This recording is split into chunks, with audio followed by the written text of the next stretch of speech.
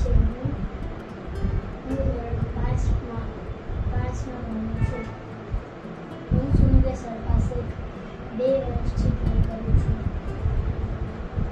ડ્રોઈંગનો શોખ છે. મોટા થઈને શું થવું છે? પેઇન્ટર આ ચિત્ર શેનું છે? જગન્નાથ જગન્નાથ ભગવાન ક્યાં હોય છે?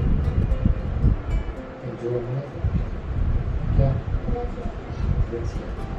અને ફેવરિટ કલર? પર્પલ.